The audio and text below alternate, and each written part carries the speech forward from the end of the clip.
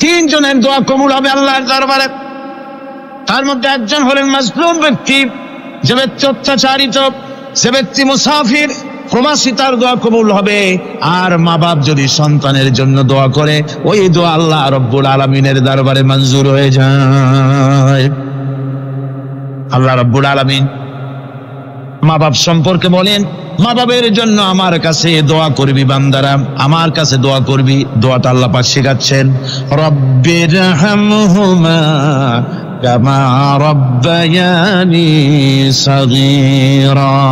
পড়েন সবাই, রব্বিরহামহুমা কামা রব্বায়ানি সাগীরা। একটু জিকির করেন, লা ইলাহা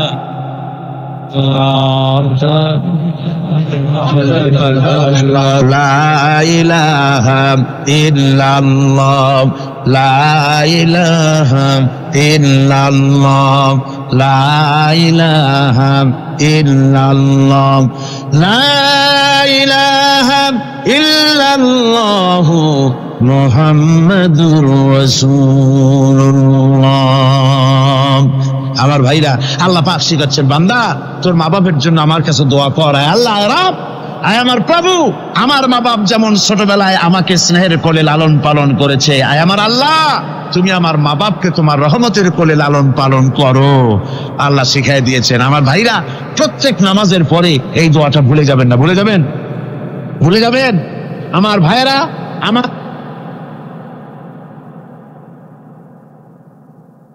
وَوَصَّيْنَا الْإِنسَانَ بِوَالِدَيْهِ إِحْسَانًا حَمَلَتْهُ أُمُّهُ كُرْهًا وَوَضَعَتْهُ كُرْهًا।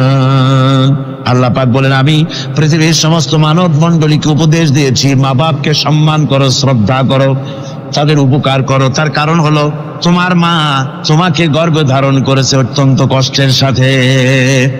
আল্লাহ বলতেছেন, মা তোমাকে গর্ভ ধারণ করেছে অত্যন্ত কষ্টের সাথে, এরপরে তোমাকে ডেলিভারি করেছেন অত্যন্ত কষ্টের সাথে, তোমাকে ডেলিভারি করেছেন।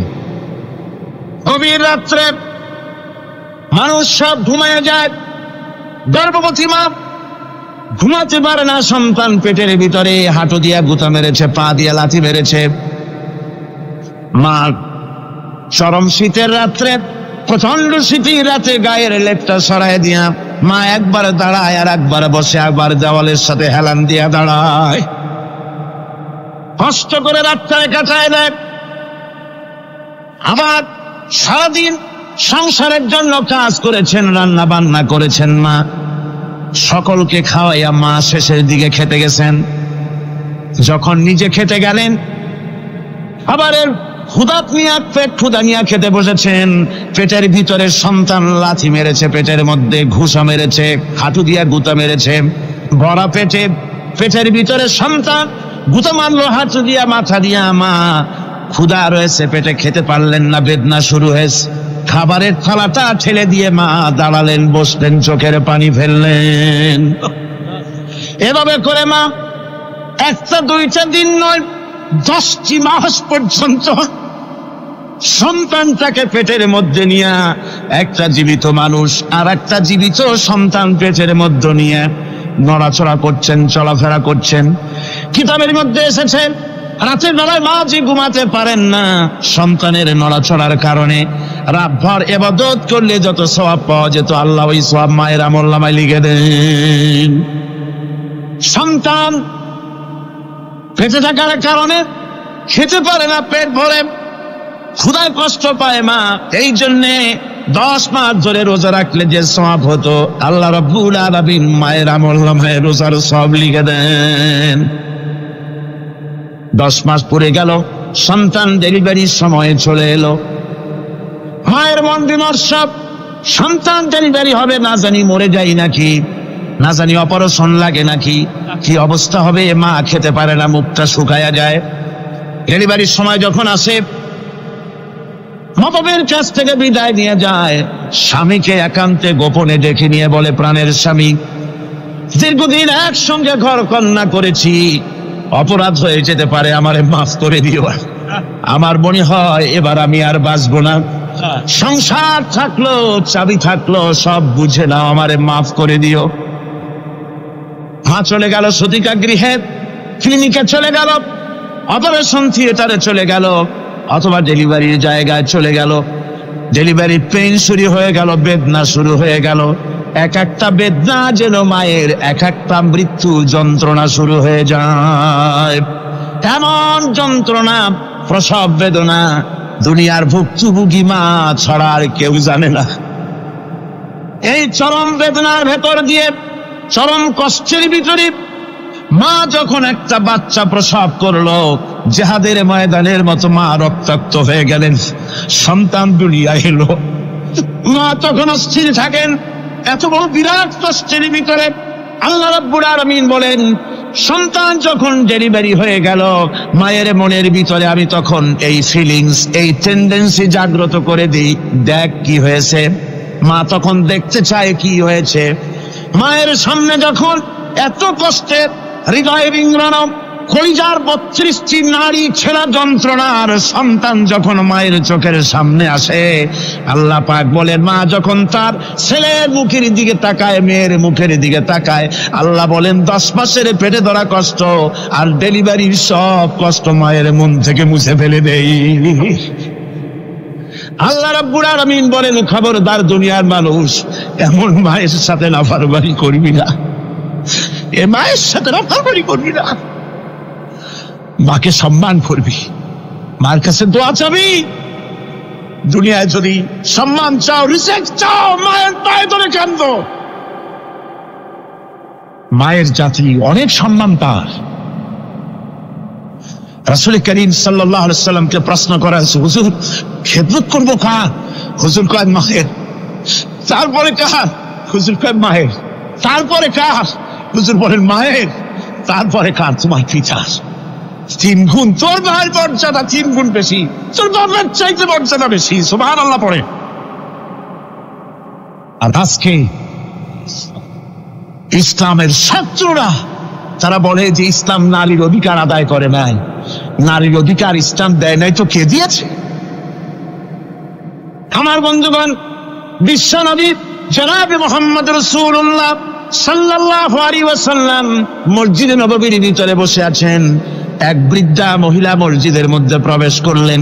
হুজুর বৃদ্ধাকে দেখে দাঁড়ায় গেলেন। বিশ্বনবী বুড়ি মেয়ে লোককে দেখে দাঁড়ায় গেলেন। আল্লাহ নবী বুড়িকে দেখে দাঁড়ালেন। বুড়ি যখন কাছে এলেন, আল্লাহর নবী নিজের গায়ের চাদর বুড়ির জন্য বিছায়া দিলেন। বুড়ি বসলেন। এরপরে কথাবার্তা সারার পর বুড়ি যখন বিদায় হবেন, হুজুর আবার দাঁড়ালেন। বুড়ি মহিলা চলে গেলেন। সাহাবায়ে কেরাম বলেন, ইয়া রাসূলুল্লাহ, কিছুই বুঝলাম না, একজন বৃদ্ধা মহিলার জন্য বিশ্বনবী দাঁড়ান আর গায়ের চাদর বিছান, আমরা বড় আশ্চর্য হয়ে গেলাম।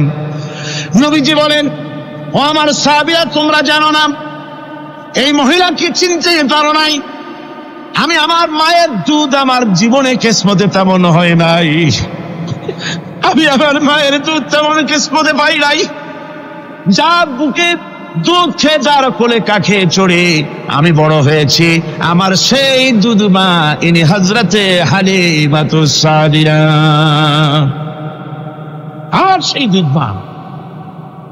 রাসূলুল্লাহ নিজে সম্মান দিয়েছেন মায়ের। খবরদার মাকে অসম্মান করবেন না, মাকে সম্মান করবেন, মাকে শ্রদ্ধা করবেন। আমার বন্ধুগণ, আলেম ওলামা পীর বুজুর্গদের জন্য হাদিয়া তো দেন, আপনারা কোনো নিষেধ নাই, দেন। হাদিয়া দেওয়া সুন্নত, নেওয়া সুন্নত, দিবেন, আমি কোনো নিষেধ করি না। কিন্তু আমি বলতে চাই, পীর বুজুর্গদের কাছে, আলেম ওলামাদের কাছে হাদিয়া দিয়া আল্লাহরে যত না খুশি করতে পারবেন, এই ডালিম বেদানার মৌসুমে বেদানা একটা ভেঙে নিজ হাতে যদি মায়ের মুখে তুলে দেন, আল্লাহর আরশ খুশি হয়ে যাবে, আল্লাহর আরশ আজিম খুশি হয়ে যাবে, আল্লাহ পাক খুশি হয়ে যাবে। মায়ের খাওয়াও, বাপ তো খাওয়াও, তোমার সবচেয়ে বড় প্রিয় জিনিস। সুবহানাল্লাহ বলে, সুবহানাল্লাহ।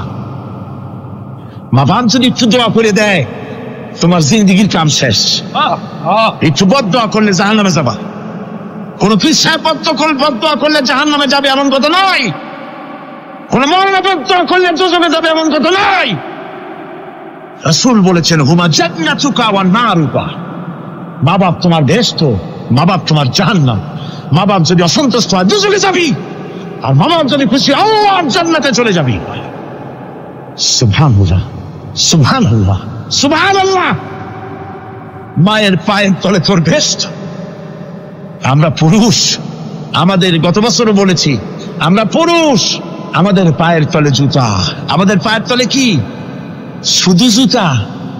আর আমার মা, আমার মায়ের জাতি যারা এই প্যান্ডেলে বসে আছেন, আমার মায়েরা বোনেরা, মায়ের জাতি যারা পৃথিবীতে, মায়ের জাতির পায়ের তলে আল্লাহর বেহেশত।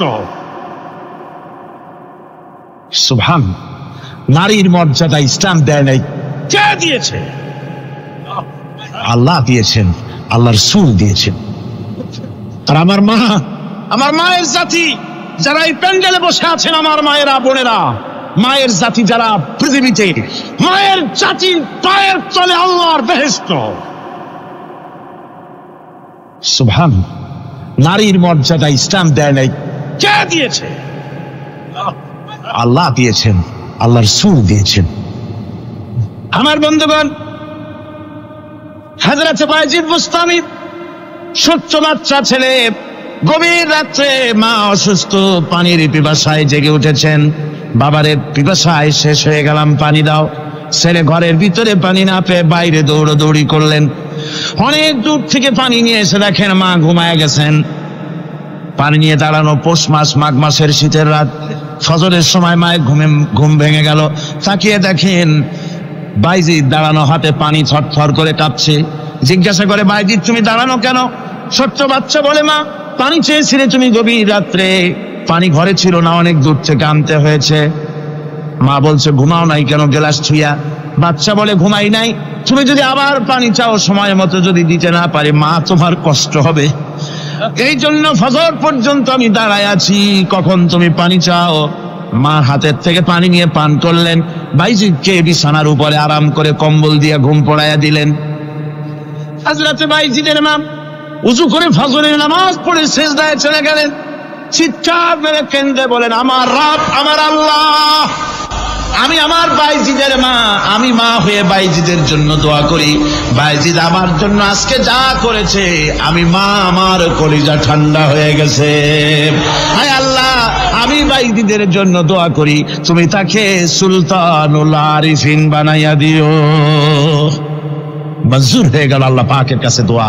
আমার ভাইরা, আল্লাহ পাক বলছেন, খবরদার আমার ইবাদতের পরে মা বাপ, আল্লাহর ইবাদতের পরে কারা? মা বাপ। মা বাপকে সম্মান করো, শ্রদ্ধা করো, মোহাব্বত করো, কিসমত খুলে যাবে, কিসমত খুলে যাবে। মা বাপকে সম্মান করো। হযরত আবু হুরায়রা রাদিয়াল্লাহু তাআলা আনহু রাসূলের সামনে এসে কাঁদতেছেন। হুজুর বলছেন, আবু হুরায়রা কাঁদো কেন? কাঁদো কেন? রাতের বেলা কাঁদো। হযরত আবু হুরায়রা বলছেন, হুজুর আমাকে মা মেরেছেন। হুজুর বলছেন, মা মারলো কেন? কোন অপরাধ করেছো? কোন গোস্তাখি করেছো? আবু হুরায়রা বলছেন, না হুজুর, কোন গোস্তাখি করি নাই, তবে মারলো কেন? হযরত আবু হুরায়রা বলছেন, হুজুর আমি আপনার দরবার থেকে ফিরতে রাত হয়ে গিয়েছিল। মা জিজ্ঞেস করলেন, আবু হুরায়রা এত রাত্রে কোথায় ছিল? বললাম, আমি ছিলাম যে কদম চুমতে পারলে দুনিয়া ধন্য হয়, সেই দরবারে নববীর কদম মোবারক থেকে আসতে আমার দেরি হয়েছে। আমার মা মুশরিকা, আপনার নাম শুনে তার গায়ে আগুন জ্বলে উঠলো, আমাকে ধরে মারা আরম্ভ করলো। বলল, হয় আমার বাড়ি ছাড়বি, আর না হয় মুহাম্মদ সাল্লাল্লাহু আলাইহি ওয়াসাল্লামের দরবার ছাড়বি।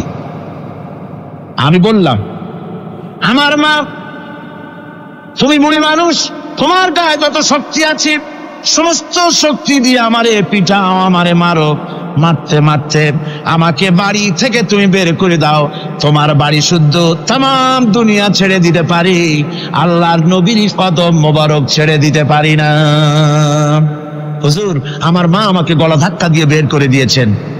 হুজুর বলছেন, আবু হুরায়রা তোমার মা তোমাকে মেরেছে, তুমি আমার কাছে নালিশ করছো? আমার তো এখানে ইন্টারফেয়ার করার কিছুই নেই। সুবহানাল্লাহ, সুবহানাল্লাহ। মা তোমাকে মেরেছে, এখানে আমার করার কিচ্ছু নাই। বিশ্বনবী বলছেন, এত বড় পাওয়ারফুল নবী, লেজিসলেটিভ পাওয়ার, সারে আল্লাহ তাকে বানিয়েছেন শরীয়ত প্রণেতা।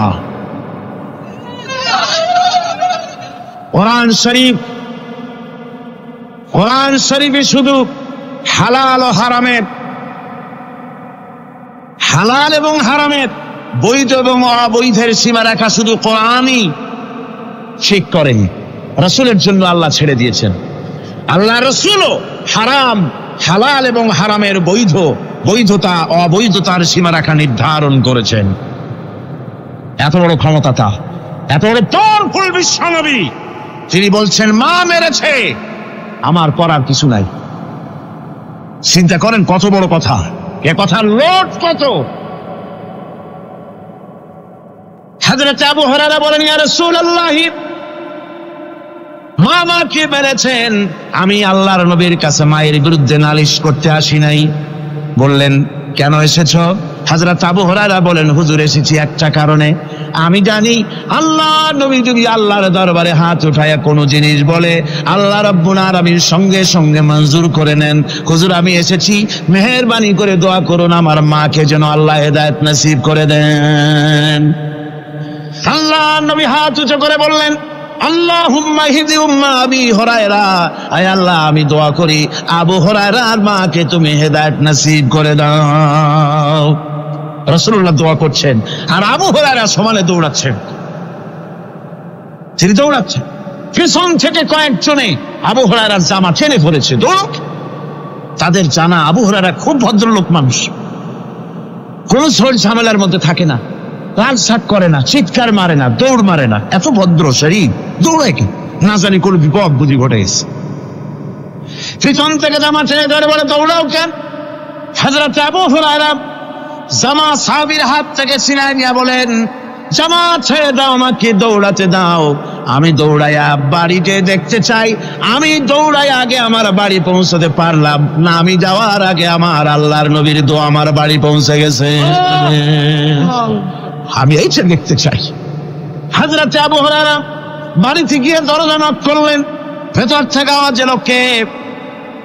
হযরত আবু হুরায়রা বলেন, মা আমি তোমার আবু হুরায়রা ফিরে এসেছি। মা বলছেন, বাবা অপেক্ষা করো, দরজা খুলতেছি। হযরত আবু হুরায়রা বলেন, মায়ের গলার আওয়াজের ভিতরে শিরকিয়াতের কর্কশতা পেলাম না, মায়ের গলার আওয়াজের ভিতরে তাওহীদের গন্ধ পেলাম।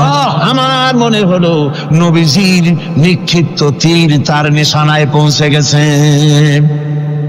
কিছুক্ষণ পর মা আমার বেরিয়ে এলেন, মাথা থেকে চুলের থেকে বুড়ি মানুষ, সাদা চুলের ভিতর থেকে পানি পড়তেছে। মা বলল, বাবারে তোমারে মারার পর আমি বড় অনুতপ্ত হয়েছি, অনুশোচনা করেছি, আমি গোসল করেছি, মনে মনে ভাবলাম আমার ছেলে তো কোনো খারাপ জায়গায় যায় নাই, কেন তারে মারলাম, আমি বড় লজ্জায় পড়েছি তোমারে মেরে। ও আমার আবু হুরায়রা, আমি গোসল করেছি, পবিত্র হয়ে গেছি, জলদি করে আমাকে নিয়ে চলো বিশ্ব নবী জনাবে মুহাম্মদুর রাসূলুল্লাহর দরবারে। হযরত আবু হুরায়রা মা ঘোষণা করলেন, আশহাদু আল্লা ইলাহা ইল্লাল্লাহু ওয়াহদাহু লা শারীকা লাহু ওয়া আশহাদু আন্না মুহাম্মাদান আবদুহু ওয়া রাসূলুহু। আমার ভাইরা, মা বাপ সবচেয়ে সম্মানের জিনিস, আল্লাহর ইবাদতের পরই মা বাপের খেদমত করতে হবে। আল্লাহ পাক বলছেন, বান্দারে দেখ, মায়ের পেট থেকে আনলাম, মায়ের বুকের মধ্যে মহব্বত পয়দা করলাম, এত মহব্বত দিলাম তোর উপরে, যে কোনো বিদেশে যান, যেখানে যান, বাড়িতে ফিরলে পরে সকলে ছেলে মেয়ে ভাই বোন সবাই দেখবে সুটকেসে আমার জন্য আনছে কি, সবাই চিন্তা করবে আমার জন্য কি এনেছে। একমাত্র মা সন্তানের মুখের দিকে তাকাবে কখন খাইছে সে। সুবহানাল্লাহ, সুবহানাল্লাহ, আমার বাসার মুখখানে শুকনা, তুই বুঝি আজকে কিছু খাইস নাই। বিদেশে যেসব সন্তান থাকে, মা টাটা কবুতরের মতো ছটফট করে। আমার ছোটবেলার কথা আমি দেখেছি, শশীরা মাদ্রাসায় পড়তাম, আব্বা টাকা দিতেন মাদ্রাসায় যাওয়ার সময়, আবার মা আবার মুরগির ডিম বিক্রি করা, বিভিন্ন জিনিস বিক্রি করা বা বাজার করা পয়সা, উদ্বৃত্ত কিছু পয়সা আব্বার অজান্তে আমার হাতের মুঠার মধ্যে দিয়ে দিতেন। যখন মাদ্রাসার দিকে রওনা হয়েছি, পর্দার আড়াল থেকে দরজা থেকে দেখতাম, যতক্ষণ তাকায় দেখতেছি চোখ থেকে পানি দরদর করে পড়তেছে। সুবহানাল্লাহ, মা কি জিনিস! আল্লাহ আল্লাহ আল্লাহ। বিদেশে যদি কারো সন্তান মারা যায়, সবাই জানার আগে কবি বলতেছেন, বিদেশে বিরাজ্যে যার পুত্র মারা যায়, পশু পক্ষী না জানিতে আগে জানে মা। মায়ের কই যার তারে টান লেগে যায়, মা বুঝতে পারে আমার সন্তানটা নাই। আহারে মা! আমার বন্ধুগণ, মা যার বেঁচে আছে বেয়াদবি করেছেন, পাও ধরে মাপ নিয়ে নেবেন, পাও ধরে মাপ নিয়ে নেবেন। মা তো পাও ধরে দেখবেন, মাফ করে দিবে। সুবহানাল্লাহ সুবহানাল্লাহ, কত দরদ তার বুকের মধ্যে। আর মা বাপকে সম্মান করবে। যাক, এই বিষয়ের উপরে আমি আর যেতে চাই না। সত্যি আপনাদের বললাম, এই বিশাল জনতাকে বললাম, সবচাইতে বড় পীর আপনার জন্য আপনার মা বাপ। সবচেয়ে বড় পীর কে? মা বাপ। সন্তুষ্ট করেন, রুজিতে অভাব ঘটবে না। কোন মাজারে গিয়ে সেজদা দেওয়া লাগবে না, আল্লাহর কসম, মাজারে যাই চাওয়া লাগবে না। মা বাপকে খেদমত করেন, মা বাপকে খুশি করেন, মা বাপকে খাওয়ান, হাদিয়া দেন, মা বাপ খুশি, রুজিতে বরকত হবে, ব্যবসায় বরকত হবে, ঋণগ্রস্ত থাকবেন না, সম্মান আল্লাহ বাড়ায় দিবেন। সুবহানাল্লাহ বিহামদি, রাসূলুল্লাহর হাদিস। এই জন্য আমি অনুরোধ করব, মা বাপকে সম্মান করবে। হযরত ওমর রাদিয়াল্লাহু তাআলা আনহু মসজিদে নববীতে ফজরের নামাজ পড়ে দেখলেন এক গ্রুপ লোক সেখানে বসা। জোহরের সময় দেখলেন সেই লোকগুলি বসা, আসরও দেখলেন, মাগরিবেও দেখলেন, এশাও দেখলেন। প্রশ্ন করলেন, তোমরা যে এখানে বসা, তোমরা কারা? গতকাল ফজর থেকে আজকে এশা পর্যন্ত দেখতেছি, তোমরা কারা? তারা বললো যে আমরা এখানে আল্লাহর জিকির আজগার করি, দূর থেকে আসছি। খাও কি? কয় যে কিছু লোকেরা আমাদেরকে রান্না বান্না করে খাও, আমরা আল্লাহর জিকির করি তো এই জন্য রান্না বান্না করে আমাদের খাওয়াই যায়। আপনারা তোমার বলছেন তোমাদের মতো অলসগুলোরে যে খাওয়ায়, তোমাদের থেকে ওই লোকগুলির মর্যাদা আল্লাহর কাছে অনেক বেশি। তবে মনে রাখো, আগামীকাল ফজরের পরে যদি এই জায়গায় তোমাদেরকে বসে থাকতে দেখি, ব্যাট মেরে মসজিদ নববী থেকে বের করুন। কাজ করো। ইসলাম কাজের প্রতি উৎসাহিত করেছে এবং ধনাঢ্য লোককে দায়িত্ব দিয়েছে, অফি আমওয়ালিহিম হাক্কুল লিসাইল ওয়াল মাহরুম। ধনীদের উচিত গরিবদের অধিকার আদায় করে দেওয়া। ডক্টর শহীদুল্লাহ যখন ডক্টরের ডিগ্রি করে দেশে ফিরলেন, তো লোকেরা মনে করলো ডক্টর হয়ে আসছে। পুরান ঢাকার লোকেরা সবাই গেল তার কাছে জ্বর, সর্দি, ব্রঙ্কাইটিস, টাইফয়েড, নিউমোনিয়ার ওষুধ আনার জন্য। তিনি যে এত বুঝাইতে চেষ্টা করলেন যে আমি ওষুধের ডাক্তার না, আমি ভাষার ডাক্তার। পুরান ঢাকার লোকেরা কইল, ডক্টর হইছে মগর ওষুধ দিবার পারে না। ডক্টর মরহুম শহীদুল্লাহ তিনি বক্তৃতা করতে গিয়ে বলতেন শিক্ষিত লোকদেরকে, উনি তো সাধারণ লোকদের মধ্যে বক্তৃতা করতেন না, শিক্ষিত লোকদের মধ্যে বক্তৃতা করতে গিয়ে বলতেন, তোমরা যতই শিক্ষা গ্রহণ করো, ব্রিফকেস ভর্তি করে যত ডক্টরের ডিগ্রি আনো না কেন, এই কিতাবের জ্ঞান যদি না থাকে তোমরা পণ্ডিত, তবে তোমরা মূর্খ পণ্ডিত। এই কিতাবের জ্ঞান যদি থাকে তাহলে তোমরা সত্যিকারের পণ্ডিত হইতে পারবা। সেই কিতাবখানার নাম কি? আল কোরআন। আমি আজ আপনাদের সামনে এই কোরআন থেকে সেই কথাগুলি বলবো ইনশাআল্লাহ। আপনারা দোয়া করেন যেন বলতে পারি। আমি আল্লাহর কাছে নিজেকে সমর্থ করতেছি, সুবহানাকা লা ইলমা লানা ইল্লা মা আল্লামতানা।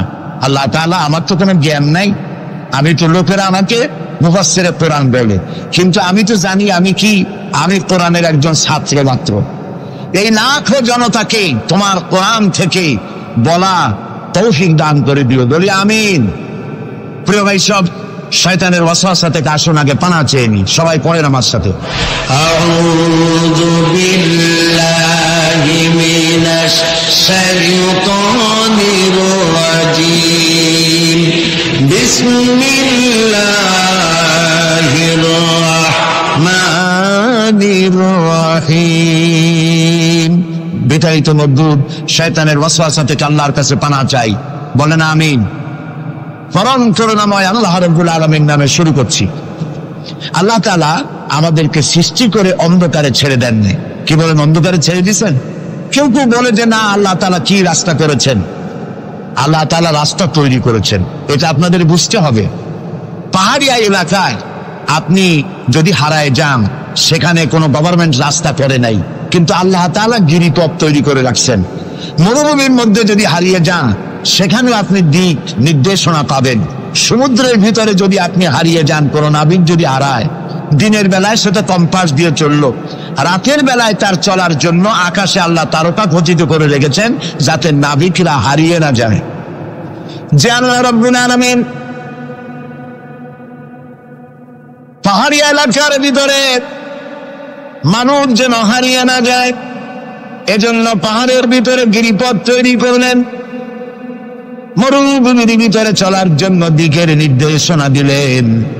সমুদ্রের ভিতরে নাবিক যাতে না হারায়, আকাশে তারকা আল্লাহ তাআলা খচিত করে রাখলেন। সেই আল্লাহ রাব্বুল আলামিন পৃথিবীতে মানুষ চলাফেরা করবে, মানুষ জন্মগ্রহণ করে মৃত্যু পর্যন্ত চলার জন্য তার অর্থনীতি প্রয়োজন, রাজনীতি প্রয়োজন, সমাজনীতি প্রয়োজন, তার শিক্ষানীতি প্রয়োজন। জীবনের এই নীতিমালার বাঁকে বাঁকে মোড়ে মোড়ে সে হারায় যাবে। আল্লাহ তাআলা এমনকি তার বান্দার প্রতি আচরণ করতে পারেন না। সেজন্য রব্বুল আলামিন বান্দা পৃথিবীতে যেন সঠিক পথে চলতে পারে, এজন্য তার জীবনের প্রত্যেকটি মোড়ে মোড়ে বাঁকে বাঁকে আল্লাহ তাআলা কোরআনের আলো, নূরের আলো আল্লাহ জ্বালিয়ে রেখেছেন। আল্লাহ তাআলা বলেন, قد جاءكم من الله نور وكتاب مبين قد جاءكم من الله نور। ও পৃথিবীর মানুষেরা শোনো, অবশ্যই আমি আল্লাহর পক্ষ থেকে তোমাদের জন্য এসেছে আলো, ওয়া কিতাবুম মুবিন, আর দিয়েছি আমি একটা স্পষ্ট কিতাব, সুস্পষ্ট কিতাব। তোমাদের সৃষ্টি করে আমি অন্ধকারে ফালাই দেই নেই, আমি একটা আলো দিছি। সেই আলোটা কি? সূর্যের? সেটি কি চন্দ্র? না, সেটি চন্দ্র নয়, সেটি সূর্য নয়। সেই আলোটির নাম হলো মুহাম্মাদুর রাসূলুল্লাহ সাল্লাল্লাহু আলাইহি ওয়াসাল্লাম। জীবনের এমন কোন দিক এবং বিভাগ নাই যেখানে আল্লাহ তাআলা মুহাম্মদ সাল্লাল্লাহু আলাইহি ওয়াসাল্লামকে আদর্শ বানান নাই। সুবহানাল্লাহ। আমি তার কথাই আজকে আপনাদেরকে বলবো ইনশাআল্লাহ। বলি ইনশাআল্লাহ।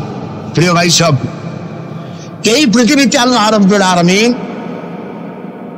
সব থেকে দুর্বল করে সৃষ্টি করেছেন মানব গোষ্ঠীকে। মানুষেরা সব থেকে দুর্বল। আপনি বলতে পারেন যে কেমনি আমরা দুর্বল হইলাম, এত মারামারি করি তারপরেও দুর্বল? হ্যাঁ, তারপরেও দুর্বল।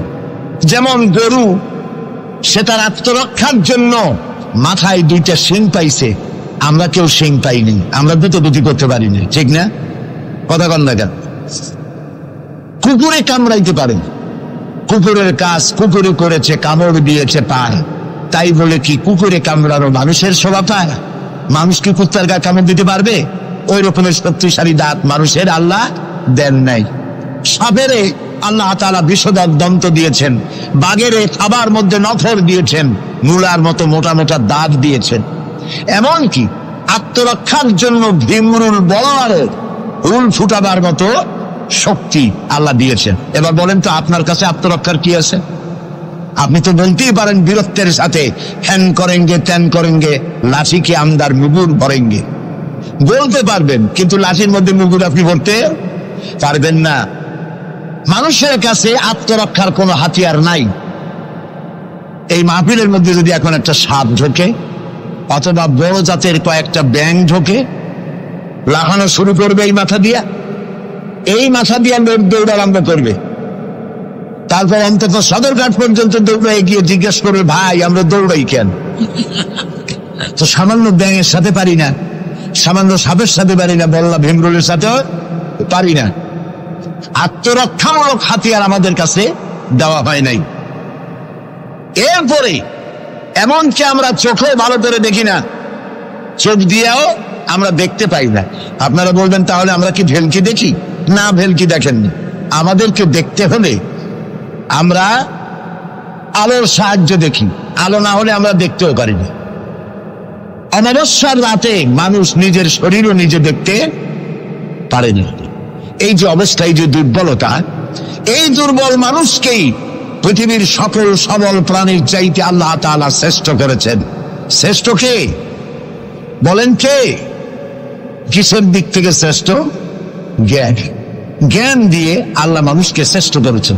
সুতরাং জ্ঞান দিয়ে আপনি সব চিনবেন, আর আলোর পথ চিনবেন না, তা তো হতে পারে না।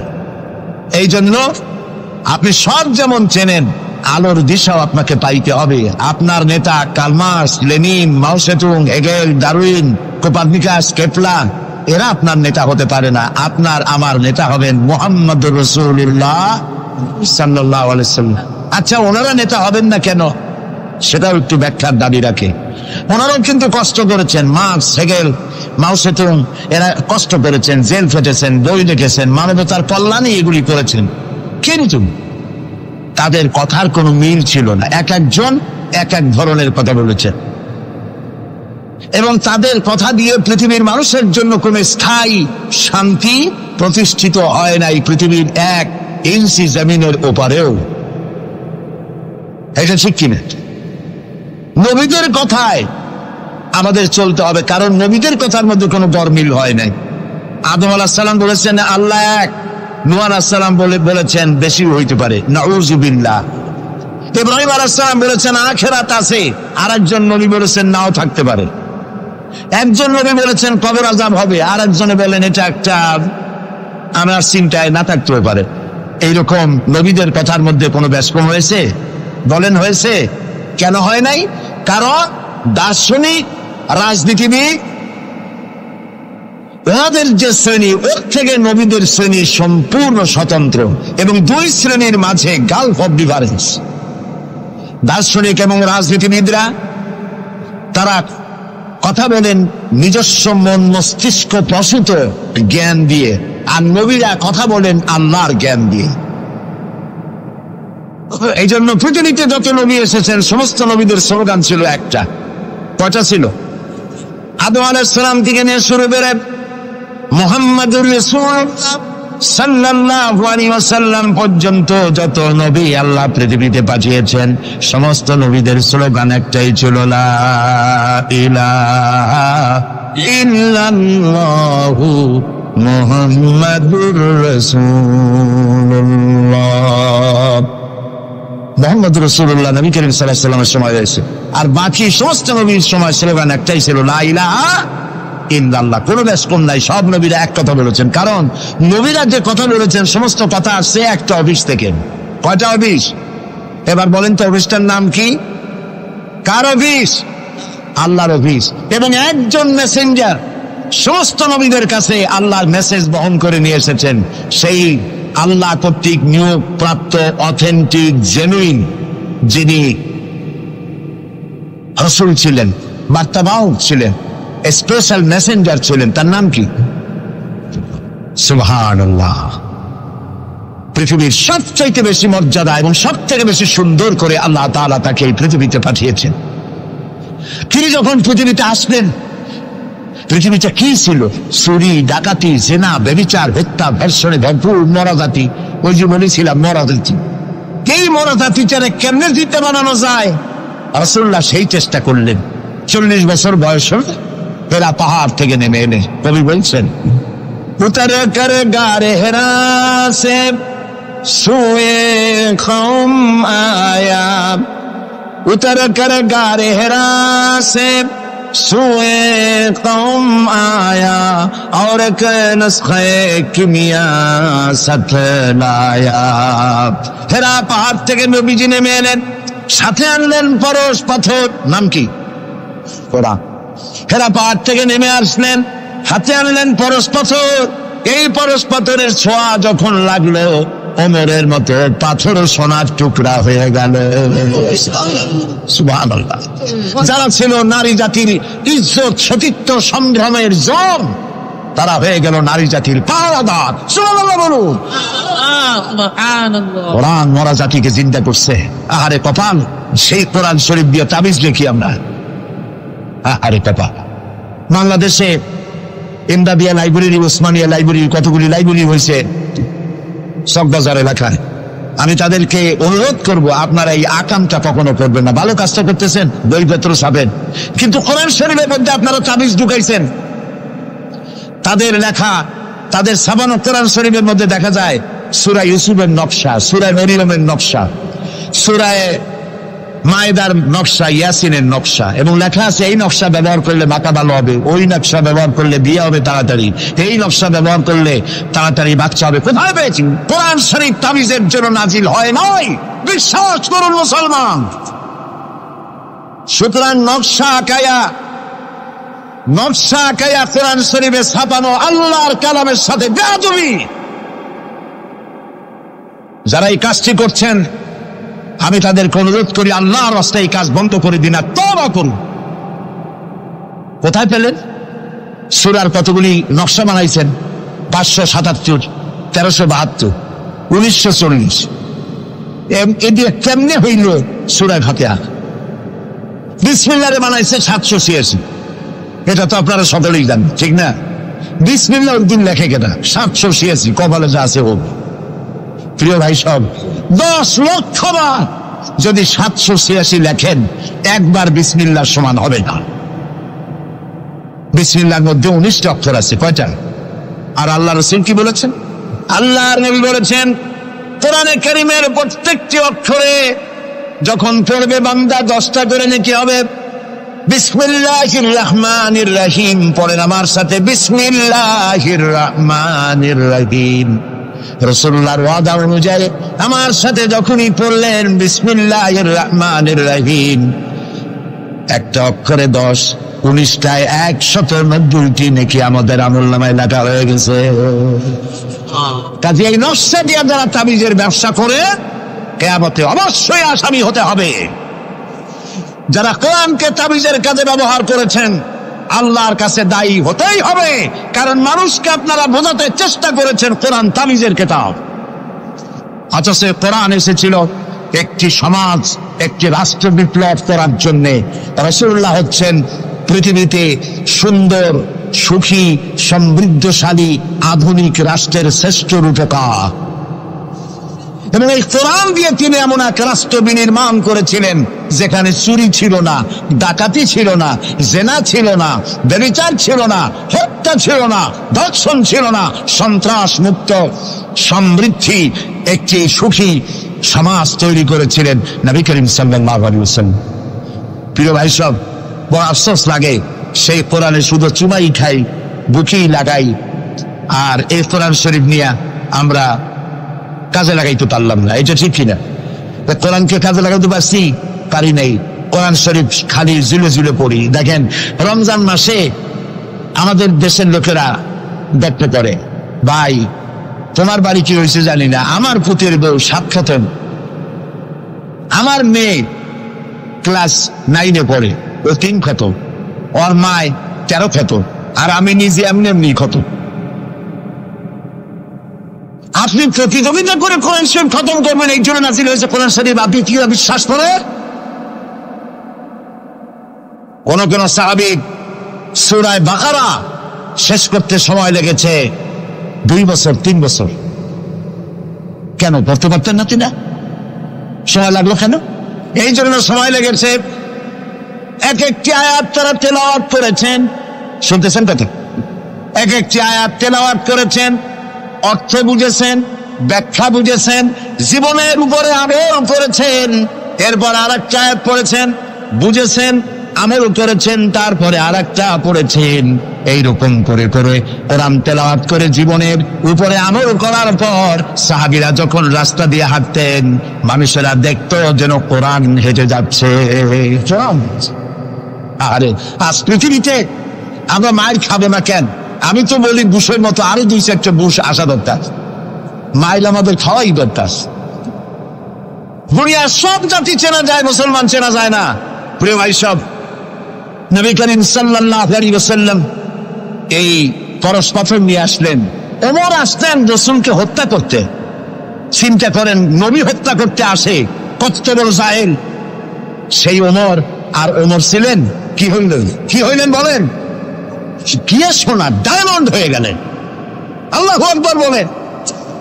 আমার রাসূল বললেন, আমার পরে লা নবিয়্যা বাদি ওয়ালা রাসূলা, আমার পরে নবীও হবে না, রাসূলও হবে না। কিন্তু আমার পরে যদি আল্লাহ কাউকে নবী বানাতেন, ওমর অবশ্যই নবী হয়ে যেতেন। আল্লাহু আকবার। প্রিয় ভাই সব, ওমর রে জেহালাত থেকে কয়লার খনি ছিল ওমর, সেইখান থেকে ডায়মন্ড বানাই দিল আল্লাহ তাআলা। কি দিয়ে বানাইলেন? কোরআন। আমরা কিন্তু এর কাছেও যাইতে পারলাম না, খালি চুমা দিলাম আর তাবিজ বানাই গলায় ঝুলাইলাম। এই কোরআন শরীফ আমরা একটা কাপড় দিয়ে পেঁচাই রাখি, আমাদের ঘরে কাপড় দিয়ে কোরআন অনেকের বাড়িতে পেঁচানো আছে, আছে না? এই কাপড়টা যদি মাটিতে পড়ে যায়, যদি পাও লাগে, তাহলে আমরা আটকে উঠি, ঠিক না? কাপড়টা উঠাই কি করি? চুমা দিই। একটা কাপড় আর তো কিছু না, এখানে তো টেবিলেও কাপড় আছে, আমার পায়ের তলেও কাপড় আছে, আমার পরনেও কাপড় আছে, ঠিক না? আপনাদের আছে না? তো এগুলো পাও লাগবে তো আমি আটকে উঠি না। কোরআন শরীফের সাথে যে কাপড়টা ছিল ওটা পড়ে গেলে পাও লাগলে আটকে উঠি এবং অপরাধ বোধের সৃষ্টি হয়, ঠিক কিনা? কেন হয়? কারণ এই কাপড়টা কোরআনের সাথে কিছুদিন জড়ানো ছিল। কয়েকটা দিন কোরআনের সাথে জড়িয়ে থাকার কারণে একটা কাপড়ের টুকরার ইজ্জত যদি বাড়ে, ইজ্জত যদি বেড়ে গেল, যাদের জন্য কোরআন নাজিল হইল ওদের ইজ্জত বাড়লো না। আমাদের ইজ্জত বাড়ছে। আমাদের ইজ্জত যদি বাড়বে তাহলে ইরাকে বুশেরা আমাদের মারে কেন? আমাদের ইজ্জত যদি বাড়ে তাহলে শ্যারন প্যালেস্টাইনে আমাদের মারে কেন? আমাদের ইজ্জত যদি বাড়ে তাহলে কাশ্মীরে ভারতের কাফের সরকার আমাদের মারে কেন?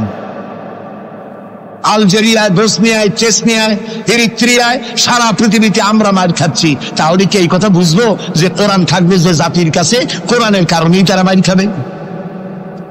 আল্লাহ কি বলে শুনি। আল্লাহ রাব্বুল আলামিন বলেন, তাহা মা আনজালনা আলাইকাল কুরআনা লিতাশকা। ও নবী, কোরআন আমি এই জন্য নাজিল করি নাই যে কোরআন আপনাকে ভাগ্য বিপর্যস্ত করে দেবে, হতভাগ্য বানাই দেবে। কোরআন এই জন্য নাজিল করি নাই। কোরআন নাজিল করেছে এই জন্য কোরআনের ধারক বাহক যারা হবে তারা শাসিত হবে না, গোটা বিশ্বকে তারা শাসন করবে। এই জন্য এসেছিল কোরআন। কারণ কোরআন দিয়ে শাসন করলেই মানুষেরা নিরাপত্তা পাবে। নারীর অধিকার কে দিল? এই কোরআন দিয়েছে। শ্রমিকের অধিকার কে দিল? এই কোরআন দিয়েছে। কৃষক, মজুর, সাদা এবং কালো মানুষের ব্যবধান কে দূর করলো? এই কোরআন করেছে। সুবহানাল্লাহ। এই কোরআনের মধ্যে কি কি আছে? এর মধ্যে রাজনীতি আছে, অর্থনীতি আছে, সমাজনীতি আছে, দর্শন আছে, এর মধ্যে পররাষ্ট্রনীতি আছে, পররাষ্ট্রনীতি আছে। বিজ্ঞান আছে বলে এ কোরআন বিজ্ঞানের বই নয়। ইতিহাস আছে বলে এ কোরআন ইতিহাসের বই নয়। রাজনীতি আছে বলে এটা রাজনীতির কিতাব নয়। অর্থনীতি আছে বলে এটা অর্থনীতির কিতাব নয়। তাহলে প্রশ্ন হবে এটা কি? এটা হচ্ছে মানুষের জীবন পরিচালনার জন্য যত নীতি প্রয়োজন, সমস্ত নীতির মূল নীতি যে কিতাবে লেখা হয়েছে সেই কিতাবের নাম আল কোরআন। প্রিয় ভাই সব, নবী করিম সাল্লাল্লাহু আলাইহি ওয়াসাল্লাম কে আল্লাহ তাআলা এজন্য পাঠান নাই যে তিনি আর তার সাহাবীরা মসজিদে বসে বসে আল্লাহ আল্লাহ করবেন আর রাষ্ট্র চালাবে ফেরাউন আর নমরুদেরা, রাষ্ট্র চালাবে আবু জাহেলের গোষ্ঠীরা, ফাসিক, ফুজ্জার, নামাজ নাই, রোজা নাই, ঘুষখোর, মদখোর, এরা রাষ্ট্র চালাবে। এই জন্য ইসলাম আসে নাই। ইসলাম এসেছে রাষ্ট্র পরিচালনা করার অধিকার কোরআনে কার? আল্লাহ রাব্বুল আলামিন বলেন, আলা লাহুল খালকু ওয়াল আমর ইনিল হুকমু ইল্লা লিল্লাহ। সৃষ্টি যার, আইন চলবে তার। সৃষ্টি যার, আইন চলবে তার। আলা লাহুল খালকু ওয়াল আমর, সৃষ্টি যার, আইন তারই চলবে। কারণ এই কোরআনের তো কোনো পরিবর্তন নাই। এটি সংবিধান, এটি কনস্টিটিউশন। আমাদের একটা কনস্টিটিউশন আছে, আছে না? কবে তৈরি হয়েছিল? 72-তে। 1972 সালে বাংলাদেশের সংবিধান রচিত হয়েছিল। আজকে 2004। 1972 থেকে 2004 এ পর্যন্ত আমার দেশের কনস্টিটিউশন অ্যামেন্ডমেন্ট, সংযোজন, বিয়োজন, পরিবর্তন, পরিবর্ধন ইত্যাদি হয়েছে নাকি হয়নি? কয়বার হয়েছে? 13 বার হয়ে গেছে। 13 বার হয়েছে আর 14 বার হবে খুব শিগগির। তাহলে স্বাধীনতার 32 বছরের ভিতরে যদি সংবিধান 14 বার পরিবর্তন হয়, সংশোধন হয়, এই রেশিও অনুযায়ী 100 বছর যদি যায়, তাহলে কম্বলের লোম বাঁচলে থাকবে কিছু আর? এটাও একটি সংবিধান। এটার নাম কি? সংবিধান, মানবতার সংবিধান। এটি শুধু মুসলমানদের জন্য নয়, কোন মুসলমান দাবি করতে পারবে না কোরআন একমাত্র আমার কিতাব না। আল্লাহ তাআলা শুরুতেই বলে দিয়েছেন হুদাল লিন-নাস, হুদাল লিল-মুত্তাকিন, হুদাল লিন-নাস, হাদা বায়ানুল লিন-নাস। পৃথিবীর সমস্ত মানব গোষ্ঠীর জন্য হেদায়েতের সর্বশেষ কিতাবের নাম কি? কোরআন শরীফ। প্রিয় ভাই সব, 1400 বছর বা 1500 বছর হয়ে গেছে কোরআনের বয়স। পরিবর্তন হয়েছে কয়বার হয়েছে? কিয়ামতের আগ পর্যন্ত আর কয়বার হবে? একবারও হবে না। কারণ এই কিতাব আসছে কার কাছ থেকে? আল্লাহর কাছ থেকে। তিনি নির্ভুল, তার কোনো ভুল নাই। আমার দেশের সংবিধান পরিবর্তন হয় কেন? এই জন্য হয় যারা সংবিধান রচনা করেছিলেন ওনাদের কাছে ভবিষ্যতের জ্ঞান ছিল না, অতীতের অভিজ্ঞতার ভিত্তিতে বর্তমানকে সামনে রেখে সংবিধান রচনা করেছেন। আর যখন নতুন নতুন সমস্যা সামনে আসছে তখন অতীতের অভিজ্ঞতা শেষ, নতুন অভিজ্ঞতা দিয়ে আবার পরিবর্তন করা লেগেছে, ঠিক কিনা? আল্লাহর কাছে কাল কয়টা? একটা। সেই কালটার নাম কি? মাশাআল্লাহ, আপনাদেরকে 100 দিলাম। এইরকম কথা যারা মনে রাখতে পারে এই সব শ্রোতাদেরই কথা বলে শোনায়া আনন্দ আছে। আল্লাহ যেন আমারও ফায়দা দেয়, আপনাদেরকেও দেন বলি আমিন। তাহলে আল্লাহ রাব্বুল আলামিনের কাছে কাল হইলো কয়টা? একটা। ওই কালটার নাম কি? বর্তমান। বর্তমানের উপরে ভিত্তি করে আল্লাহ তাআলা কোরআন তৈরি করেছেন, তাই এর কোনো অ্যামেন্ডমেন্টের প্রয়োজন হয় নাই, কিয়ামত পর্যন্ত হবে না। যদি শান্তি চাই, আমাদের দেশে এখন তো আগেও সন্ত্রাস ছিল, এখনো সন্ত্রাস আছে। সন্ত্রাস নির্মূল আমরা করতে পারবো না যতক্ষণ না এই কোরআনের শাসন প্রতিষ্ঠিত হচ্ছে, ততক্ষণ পর্যন্ত সন্ত্রাস নির্মূল করা যাবে না। এই ব্যাপারে আরো কথা সামনে বলবো, বলেন ইনশাআল্লাহ। প্রিয় ভাই সব, তো আল্লাহ রাব্বুল আলামিন আমাদেরকে একখানা কিতাব দিলেন আর জিজ্ঞেস করলেন, আমাদেরকে বললেন আফাগায়রা দীনিল্লাহি ইয়াবগুন ওয়ালাহু আসলামা মান ফিস সামাওয়াতি ওয়াল আরদি তাওআন ওয়া কারহা। আফাগায়রা দীনিল্লাহি ইয়াবগুন, আল্লাহর দেওয়া জীবন ব্যবস্থাকে ছেড়ে দিয়ে মানুষের তৈরি করা, অন্যের তৈরি করা কোন জীবন বিধান তোমরা তালাশ করো নাকি? আল্লাহ প্রশ্ন করছো। ওয়ালাহু আসলামা মান ফিস সামাওয়াতি ওয়াল আরদ, অথচ আকাশে যা আছে, জমিনে যা আছে, আনুগত্যের মস্তক সবাই অবনত করে দিয়েছে আমি আল্লাহর সামনে। সুবহানাল্লাহ। আর তাই সেখানে শান্তি। যারা আল্লাহর আইন মানে সেখানেই শান্তি। দেখেন, একটু আগে আমি বলেছিলাম শুরুতে, সকল প্রাণীর আত্মরক্ষার হাতিয়ার আছে। আমাদের যদি আত্মরক্ষা করতে হয়, লাঠি, বন্দুক, ছুরি ইত্যাদির আশ্রয় দিতে হয়। আমার শরীরে, আপনার শরীরে আত্মরক্ষামূলক কোন হাতিয়ার বলে নাই। এখন আপনি বলেন, আত্মরক্ষার হাতিয়ার আছে বাঘের। সুন্দরবনে বাঘ আছে নাকি নাই? আপনারা কি এটা শুনেছেন যে গত বছর সুন্দরবনের বাঘেরা কোন একটা বিষয় নিয়ে রাগারাগি করিয়া নিজেরা কামড়ি করে 200 বাঘ মারা গেছে? হয়েছে এরকম? কুমিরের এত বড় বড় দাঁত, এরকম খিল লেগে যান। এই সব কুমিরেরা তারা জঙ্গলে অথবা নদীর ভিতরে মারামারি করিয়া নিজেরা মারামারি করে 400-500 কুমির মারা গেছে। পাখিরা মারামারি করে মরছে, সাপেরা মারামারি করে মরছে। এরকম হয়েছে কখনো? হয় না। বরং আমি বলতে চাই, এই পৃথিবীতে বাঘে, সাপে, কুমিরে, হাঙ্গরে, সিংহে যত না মানুষ মেরেছে, মানুষেরা নিজেরাই তার থেকে 1,00,000 গুণে বেশি মানুষ মেরেছে। ওদের মধ্যে শান্তি আছে, আমাদের মধ্যে শান্তি নেই। ওরা আল্লাহর আইন মানে, মানুষ আল্লাহর আইন অমান্য করে, আর সেই জন্যই মানুষকে অশান্তি পোহাতে হয়। এই অশান্তি থেকে বাঁচতে হলে পথ কি? আল্লাহ রাব্বুল আলামিন বলেন, ইত্তাবিউ মা উনজিলা ইলাইকুম মির রাব্বিকুম ওয়া লা তাত্তাবিউ মিন দুনিহি আউলিয়া।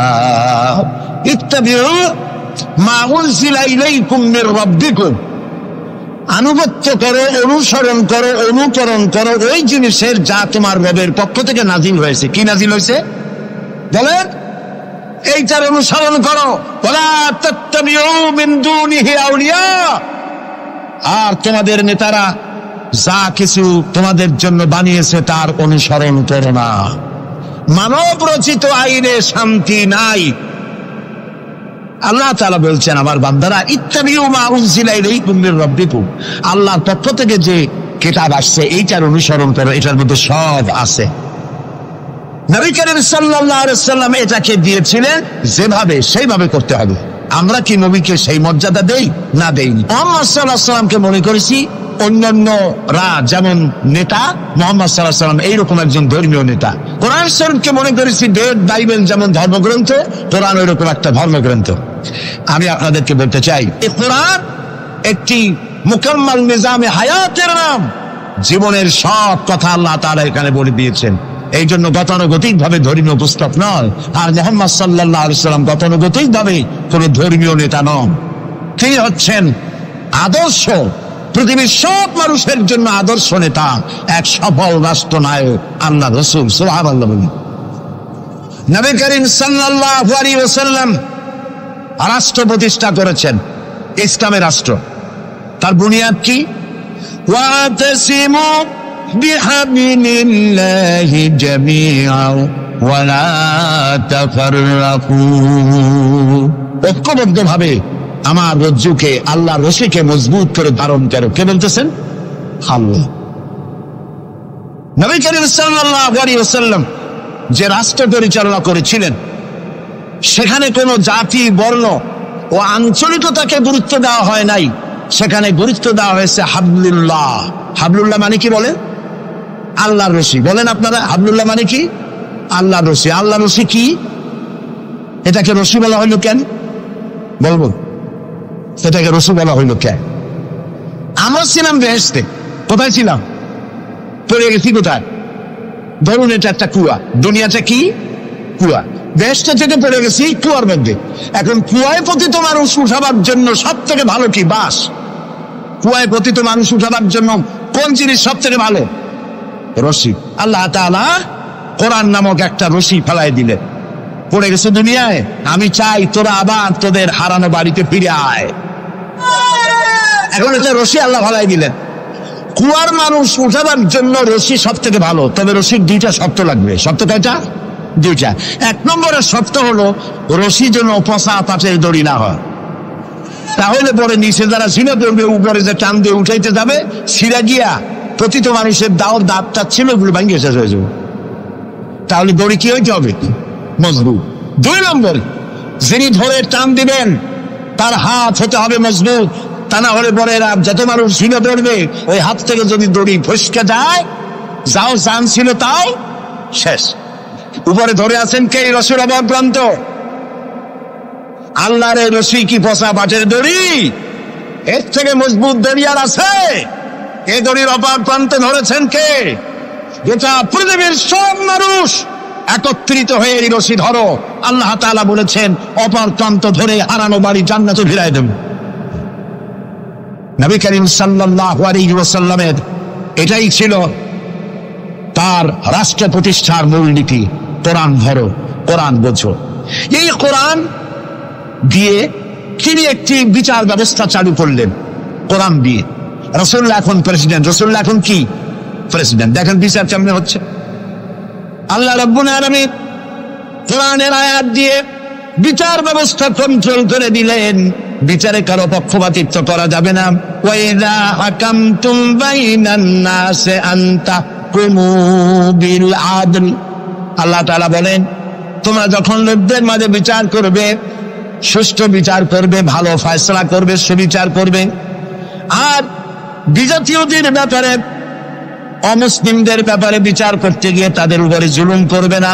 ওয়ালা ইয়াজরিমান্নাকুম শানাআনু কওমিন আলা আন তা'দিলু। বিচার করতে গিয়ে হিন্দু, খ্রিস্টান, বৌদ্ধ, মুসলমান না, এই চিন্তা করে অমুসলিমদের উপরে বিচার করবে না। বিচার করতে হবে, সে বিচার যদি মুসলমানদের গায়ে লাগে তাও লাগুক, বিচার হতে হবে সুবিচার। প্রিয় ভাই সব, এই বিচারের ভিতরে জেনাকারের শাস্তি আছে। জেনাকারের শাস্তি কি হবে? চোরের শাস্তি কি হবে? আল্লাহ তাআলা বলে দিলেন, আস-সারিকু ওয়াস-সারিকাতু ফাকতাউ আইদিয়াহুমা। চোর পুরুষ হোক আর নারী হোক, উভয়ের হাত কেটে দাও। এই আইনটা কার? বলে আল্লাহ তাআলার আইন। এই আইনকে কিছু কিছু লোক বলে এইটা নাকি বর্বর আইন। বলেন নাউযুবিল্লাহ। আল্লাহর আইনকে যদি কেউ বর্বর আইন বলে তার ঈমান থাকে? আর ইমান তো নাই, থাকবে কি? আল্লাহ বলছেন হাত কেটে দাও। এখন যারা এটার বিরুদ্ধে তারা বলে কি জানেন? ওদের তো বলা হয় বুদ্ধিজীবী। কি জীবী? বুদ্ধিজীবী। আর বুদ্ধির ঠেলায় যত বুদ্ধিজীবী আছে বাংলাদেশে দেখবেন মাথায় কারো চুল নাই, বুদ্ধির জ্বালায় চুল টুল সব শেষ। চতুর্দিকে কিছু আছে স্টেডিয়ামের মতো, চতুর্দিকে দর্শক মাস্টারে খালি। এরা বলে কি? এরা বলে চোরের হাত কাটা আইন বর্বর আইন। হাত কাটলে ও তো গরিব মানুষ, চুরি করছে, হাতটা কাটলে ওর ছেলে মেয়ে না খাই মরবে, সবাই হবে ভিক্ষু। এটা টাইম হলো? ওই বেটারা জানে না চোরের হাত কাটা আইন রাসূলুল্লাহর মক্কি জিন্দেগিতে নাজিল হয় নাই। এই আইন নাজিল হয়েছে রাসূলুল্লাহ যখন মদিনায় প্রেসিডেন্ট। খাওয়া পড়া শিক্ষা চিকিৎসা বাসস্থানের গ্যারান্টি দেওয়া হয়ে গেছে, কারো খাবারের অভাব নাই, পড়ার অভাব নাই। এই সময় আয়াত নাজিল হলো। এখন তো যদি চুরি করে তাহলে বোঝা যাবে এটা তার পেশা অথবা নেশা। পেটের জ্বালায় তো চুরি করেনি। কাজে এখন যদি কেউ চুরি করে হাত কেটে দাও। হযরত ওমর রাদিয়াল্লাহু তাআলা আনহু বলেছেন, তার জামানায় একবার দুর্ভিক্ষ হয়েছিল মদিনায়। তিনি বলেছিলেন এখন যদি কোন চোর ধরা পড়ে এই অবস্থায় যে পেটের জ্বালায় চুরি করছে, এটা যদি প্রমাণিত হয় তাহলে হাত কাটা আইন চালু করবা না। তার মানে ইসলাম আগে দেয় পেটে, তারপরে দেয় পিঠে। এই জন্য ইসলামী সরকার তার কাজই হলো জাতির উপরে, দেশবাসীর উপরে ইনসাফ করা, তাদের প্রয়োজন মিটিয়ে দেওয়া। এটা হচ্ছে তাদের দায়িত্ব। সেই দায়িত্ব করে ইসলাম। এবার দেখেন নরহত্যার শাস্তি। এই যে সমানে খুন হইতেছে বিভিন্ন জায়গায়, শাস্তি হয় না, সেই জন্য খুন বাড়তে থাকে। বিচারের কিছু মাইল পেস আছে, সেই মাইল পেসে চোরগুলা, ডাকাতগুলা, সন্ত্রাসীগুলা পার পাইয়া যায়। পুলিশেরা জীবন প্রাণান্ত করে এক একটা আসামি ধরে, প্রাণান্ত করে আসামি ধরে, তারপরে হাইকোর্ট থেকে জামিন পাইয়া যায়। যারে ধরলো জামিন পেয়ে গেল।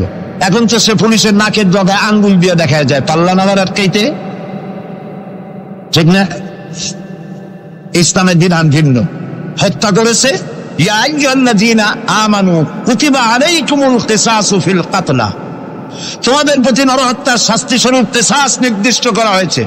অর্থাৎ হত্যার বদলে হত্যা।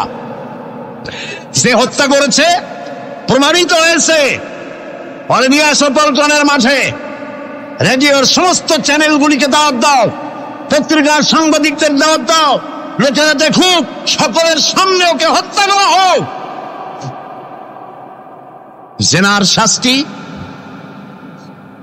আযানি ওয়াযানিয়াতু আযানিয়াতু ওয়াযানি ফাজনিদু কুল্লা ওয়াহিদিন মিনহুমা মিআতা জালদা। জিনাকার পুরুষ, জিনাকারিনী মহিলা 100 দৌড়া মারো, যদি অবিবাহিতা হয়। আর বিবাহিতা হলে প্রাণদণ্ড দাও। একজন ধর্ষক যে নারী ধর্ষণ করেছে, ধর্ষণ হচ্ছে না, বিচার নাই। ওই আমলে গত 5 বছরে জাহাঙ্গীরনগর বিশ্ববিদ্যালয় এক কোরআনদার 100 বার জেনা করেছে, 100 বার। তারপরে ককটেল পার্টি করেছে। যখন পত্র পত্রিকায় সমালোচনার ঝড় উঠল, তখন সেই সময়ের নেতৃবৃন্দরা এর একটা বিচার উঠেছিল। সেই বিচার হলো ওই কুলাঙ্গার তাদেরই সোনার ছেলে, তারে ডাইকা মাথায় হাত বুলাইলো, এই দুষ্ট ছেলে, এরকম করতে নাই। এই হলো বিচার। ইসলামের বিচারটা কি?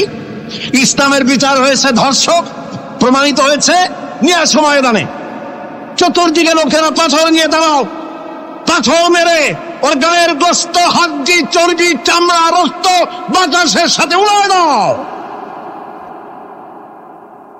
এই দৃশ্য যারা দেখবে উপস্থিত থেকে, রেডিও এবং টেলিভিশনের মাধ্যমে যারা দেখবে, চিন্তা করেন এরপরে যদি ধর্ষণ এই নামটা যদি মাথায় আসে, 15 জগ পানি খাওয়া লাগবে ধর্ষণে। ঠিক কিনা বলে? এই বিচারটা কার? চিল্লায় বলেন। নবী করিম সাল্লাল্লাহু আলাইহি ওয়াসাল্লাম পৃথিবীর সফল শ্রেষ্ঠ রাষ্ট্রনায়ক, কোরআনের এই বিচার পদ্ধতি দিয়ে একটি সুন্দর সমাজ বিনির্মাণ করেছিলেন, যেখানে চুরি নাই, ডাকাতি নাই, জেনা নাই, হত্যা নাই, ধর্ষণ নাই, সব বন্ধ। প্রিয় ভাই সব, আল্লাহর কথা, রাসূলের কথা, ইতিহাসের কথা বলছি। আলহামদুলিল্লাহ বলে নবী করিম সাল্লাল্লাহু আলাইহি ওয়াসাল্লাম ইন্তেকাল করলেন। এরপরে ক্ষমতায় এলেন হযরত আবু বকর, প্রধান বিচারপতি হলেন হযরত ওমর। ইতিহাস লিখছে ফামাকাতা আমান কামিলান ফালাম ইয়াখতাসিম ইলাইহি ইসনান। 1 বছর পার হয়ে গেল, হযরত ওমরের বিচারালয় একটা লোক বিচার চাইতে আসে নাই। আছে পৃথিবীতে কোন ইতিহাস এরকম যে 1 বছরের প্রতি মামলা হয় না? বলেন আপনারা আছে? হযরত ওমর রাদিয়াল্লাহু তাআলা আনহু হযরত আবু বকরের কাছে গিয়ে বললেন, মা হাজাতা বি ইনদা কওমিন মুমিনিনা ইয়া খলিফাত রাসূলিল্লাহ। হে আল্লাহর রাসূলের খলিফা, এই দেশে একটা বিচারকের দরকার কি? তিনি জিজ্ঞেস করলেন, লিমাজা? কই যে আমি তো এক বছর থাকলাম, খালি বসে বসে কাঠখড়ি গুনলাম, কেউ বিচার চাইতে আসলো না। হযরত আবু বকর জিজ্ঞেস করলেন, তোমার কাছে যে কেউ বিচার চাইতে আসলো না তার কারণ কি? তিনি বললেন, দীনুহুমুন নাসিহা। এই জাতির দিন হচ্ছে নাসিহা করা, পরস্পরের কল্যাণ কামনা করা। ওয়া মানহাজুহুল কুরআন, আর তাদের সংবিধান হচ্ছে কোরআন। ওয়া আমালুহুম আল আমরু বিল মারুফ ওয়ান নাহয়ু আনিল মুনকার, আর এই জাতির আমল হলো ভালো কাজের আদেশ করা, অন্যায় কাজ থেকে মানুষকে বিরত রাখা। কুল্লু ওয়াহিদিন মিনহুম ইয়ারিফু হাদ্দাহু ফায়াকিফু ইনদাহু, আর এর প্রত্যেকটি ব্যক্তি তার সীমারেখা চেনে, আল্লাহর হদ সীমারেখা চেনে এবং সেই সীমারেখার কাছেই সে দাঁড়িয়ে যায়। সুতরাং এই যখন এই জাতির অবস্থা, ফাফিমা হুম ইয়াখতাসিমুনা ইলাইয়া ইয়া খলিফাত রাসূলিল্লাহ সাল্লাল্লাহু আলাইহি ওয়াসাল্লাম, এই যখন জাতির অবস্থা, সেই জাতি মামলা করতে আসবে কেন? সুবহানাল্লাহ। মামলা নাই, মোকদ্দমা নাই, এমন একটি সমাজ নবী করিম সাল্লাল্লাহু আলাইহি ওয়াসাল্লাম তৈরি করেছেন। এবং এই সমাজে মানুষকে উপার্জনের জন্য তাগিদ দেওয়া হতো, চুপ করে বসে থাকতে পারবে না, কাজ করে খাও। কি করে খাও? বলেন, কি করে খাও? কাজ করে খাও। হাত যে এইভাবে করে নেয়, এই হাতের কোনো দাম নাই, এভাবে করে তিনি দেয়, সেই হাতের দাম বেশি। সুবহানাল্লাহ। আল্লাহ রাব্বুল আলামিন বলেন, ফাইদা কুদিয়াতিস সালাতু ফান্তাশিরু ফিল আরদি ওয়াবতাগু মিন ফাদলিল্লাহ। নামাজ যখন পড়া হয়ে গেল, ছড়িয়ে পড়ো আমার ময়দানে, ক্ষেত খামারে, অফিসে, আদালতে, রুজি কামাই করো, বসে থেকো না। রাসূলুল্লাহ বলেছেন, ইদা সাল্লাইতুমুল ফাজরা ফালা তানুমু আন তালবে আরযাকুম। ফজরের নামাজ যখন পড়া হয়ে বসে থেকো না, ফালা তানুমু, ঘুমায়ো না, আন তালবে আরযাকুম, রুজি কামাবার জন্য মাঠে ময়দানে নেমে যাও। হযরত ওমর রাদিয়াল্লাহু তাআলা আনহু মসজিদে নববীতে ফজরের নামাজ পড়ে দেখলেন এক গ্রুপ লোক সেখানে বসা। জোহরের সময় দেখলেন সেই লোকগুলি বসা, আসরও দেখলেন, মাগরিবেও দেখলেন, এশাও দেখলেন। প্রশ্ন করলেন, তোমরা যে এখানে বসা, তোমরা কারা? গতকাল ফজর থেকে আজকে এশা পর্যন্ত দেখতেছি, তোমরা কারা? তারা বললো যে আমরা এখানে আল্লাহর জিকির আজগার করি, দূর থেকে আসছি। খাও কি? কয় যে কিছু লোকেরা আমাদেরকে রান্না বান্না করে খাও, আমরা আল্লাহর জিকির করি তো এই জন্য রান্না বান্না করে আমাদের খাওয়াই যায়। হযরত ওমর বলছেন, তোমাদের মতো অলসগুলোরে যে খাওয়ায়, তোমাদের থেকে ওই লোকগুলির মর্যাদা আল্লাহর কাছে অনেক বেশি। তবে মনে রাখো, আগামীকাল ফজরের পরে যদি এই জায়গায় তোমাদেরকে বসে থাকতে দেখি, ব্যাট মেরে মসজিদের নববী থেকে বের করুন। কাজ করো। ইসলাম কাজের প্রতি উৎসাহিত করেছে এবং ধনাঢ্য লোককে দায়িত্ব দিয়েছে, অফি আমওয়ালিহিম হাক্কুল লিসাইল ওয়াল মাহরুম, ধনীদের উচিত গরিবদের অধিকার আদায় করে দেওয়া। তাই লা ইয়াকুনা দুলাতাম বাইনাল আগনিয়া মিনকুম, যাতে করে তোমাদের সম্পদগুলি গুটিগত কুরুপের ভিতরে যেন পঞ্জীবিত হয়ে না থাকে। নবী করিম সাল্লাল্লাহু আলাইহি ওয়াসাল্লাম তার রাষ্ট্র ব্যবস্থার মধ্যে একটি ব্যাংক তৈরি করেছিলেন। ব্যাংকের নাম ছিল বাইতুল মাল। বলুন, ব্যাংকের নাম কি ছিল? বাইতুল মাল। এই বাইতুল মাল ইনগ্রাল সেশন, ওপেনিং সেশন, এই বাইতুল মাল ব্যাংকে রাসূলুল্লাহ উদ্বোধন করলেন। উদ্বোধন করার সময় তিনি বললেন, মান তারাকা দায়নান আও দিয়ান ফালাইয়া, আমার রাষ্ট্রের ভেতরে কোন মানুষ যদি ঋণগ্রস্ত হয়ে মারা যায়, আর তার ঋণ পরিশোধের কোনো সুযোগ যদি না থাকে তার ছেলে মেয়ের কাছে, তার বউয়ের কাছে, তাহলে তার অসহায় সমস্ত এতিম বাচ্চা পরিবারের লোকগুলি আর ঋণ পরিশোধের দায়িত্ব আমি মুহাম্মদ সাল্লাল্লাহু আলাইহি সাল্লাম আমার কাঁধে উঠাইয়া নিলাম। এটি ছিল সোশ্যাল ওয়েলফেয়ার স্টেট, একটি কল্যাণ রাষ্ট্র। এই পৃথিবীতে কল্যাণ রাষ্ট্রের কনসেপশন সর্বপ্রথম যিনি দিয়েছেন আধুনিক রাষ্ট্র প্রতিষ্ঠান রূপকার বিশ্বনবী মুহাম্মদ রাসূলুল্লাহ সাল্লাল্লাহু আলাইহি ওয়াসাল্লাম। তাই রাষ্ট্র ছিল সুখী, সমৃদ্ধ, চুরি নাই, ডাকাতি নাই, মাস্টারি নাই, সাদাবাজি নাই। এই দৃশ্য যখন কাফেরেরা দেখলো, তখন কাফেরেরা মনে করলো যে আমরা তো খামোখাই রাসূলের সাথে বিরোধিতা করেছি, উনি তো আমাদের শত্রু না। তখন অবস্থাটা কি হলো? আল্লাহ রাব্বুল আলামিন এই পরিস্থিতিতে সূরা নাসর নাজিল করলেন মদিনার শেষ জীবনে। ইযা জাআ নাসরুল্লাহি ওয়াল ফাতহু, জানেন না এই সূরাটা? পড়েন।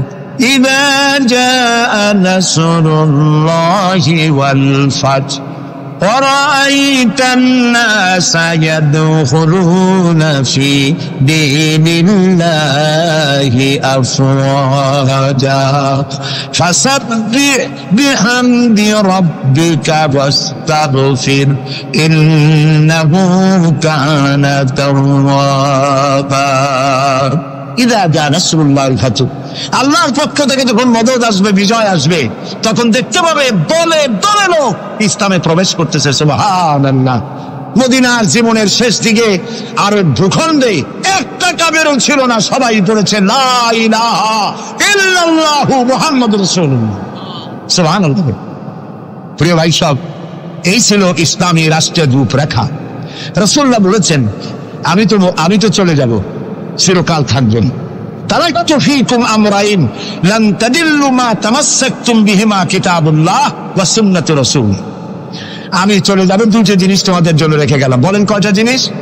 একটা হলো আল্লাহর কিতাব, আর একটা কি? সুন্নাতে রাসূল। এই দুইটা জিনিস রেখে গেলাম। মারির দাঁত দিয়ে কামড়ে ধরো, তাহলে পৃথিবীতে তোমরা বিচ্ছিন্ন হবে না, ধ্বংস হবে না। সুবহানাল্লাহ। প্রিয় ভাই সব, নবী করিম সাল্লাল্লাহু আলাইহি ওয়াসাল্লাম দুটি জিনিস রেখে গেলেন। কয়টা রাখলেন বলেন? দুইটা। ট্রেন চলে কয়টা লাইন দিয়া? বলেন? দুইটা লাইন। দুইটা লাইনের উপরে ট্রেন চলে। ট্রেন কি? কতগুলি কম্পার্টমেন্ট, এর মধ্যে মানুষ বসে, মাল সামান নিয়ে মানুষ বসলো। চাকার দূরত্ব আর লাইনের দূরত্ব যদি সমান থাকে, তাহলে কমলাপুর থেকে ছাড়বে, চিটাগং চলে যাবেন আরামসে, সব বুঝে ঘুমাইতে ঘুমাইতে, ঠিক কিনা? বোঝেন কথা? কিন্তু মাঝখানে যদি চাকাগুলো একটু ছেড়ায় যায়, ফাঁক বেশি হয়ে যায়, অথবা লাইন যদি একটু দেখা হয়ে যায়, তাহলে ট্রেন কি চলবে? কি হবে? অ্যাক্সিডেন্ট হলে যাত্রীরা কি হবে? মারা যাবে, মালপত্র সব শেষ হয়ে যাবে, ঠিক না? সুতরাং এটা যেমন বুঝলেন, আমরা আজ ছিলাম বেহেশতে, আসলাম দুনিয়া। আল্লাহ রাব্বুল আলামিন এই দুনিয়াবাসীদেরকে জান্নাতে নিতে চান, সুবহানাল্লাহ বলে। এই জন্য দুইটা লাইন করে দিয়েছেন। দুইটা লাইন রাসূলুল্লাহ পেতে দিয়ে গেলেন। একটার নাম হলো কোরআন, আর একটার নাম হাদিস। আর আপনার আমার দেহ, এই দেহগুলিকে ধরেন কম্পার্টমেন্ট, বগি, ট্রেনের বগি। এই বগি, এই ট্রেন, এই দেহ নামক বগিকে চালাবার জন্য কতগুলি চাকা দরকার। সেই চাকা হলো অর্থনীতির চাকা, রাজনীতির চাকা, সমাজনীতির চাকা, স্বরাষ্ট্রনীতির চাকা, পররাষ্ট্রনীতির চাকা। এই সব চাকাগুলি কোরআন হাদিস নামক দুইটা লাইনের উপরে যদি ছেড়ে দেন, কোরআন হাদিস অনুযায়ী যদি চালান, দেহ নামক গাড়ি দুনিয়া থেকে ছাড়বে, লাস্ট ডেস্টিনেশন আল্লাহর জান্নাতে চলে যাবে। আর যদি দেহ নামক এই গাড়িকে চালাতে গিয়া রাজনৈতিক চাকা যদি দৌড় দেয় ইংল্যান্ডের দিকে, সংস্কৃতির চাকা যদি দৌড় দেয় ভারতের দিকে, গণতন্ত্রের চাকা যদি দৌড় দেয় আমেরিকার দিকে, তাহলে দেহ নামক গাড়ির কি হবে? অ্যাক্সিডেন্ট অবধারিত। কথাটা কি বোঝা কঠিন না সহজ? সুতরাং আসুন, কোরআনের আল্লাহ রাসূলের বলা ওই কোরআন আর ওই হাদিস, এই দুইটা নিয়ে আমাদের জীবনকে পরিচালিত করতে চেষ্টা করি। এবং এই চেষ্টা ফলবতী হতে পারে পার্লামেন্টে। 1000 বছর ওয়াজ করে যা করতে না পারবেন, পার্লামেন্টে যদি কোরআনের পক্ষের লোকেরা মেজরিটি হয়, তাহলে 1000 বছর ওয়াজের তুলনায় একটা বিল পাশ করলে অতি তাড়াতাড়ি তা হয়ে যায়। এই জন্য জনগণকে সেভাবে তৈরি হতে হবে, প্রস্তুতি নিতে হবে এবং বুঝতে হবে কোরআনের আইন ছাড়া সন্ত্রাস দুর্নীতি নির্মূল হবে না, হবে না, হবে না।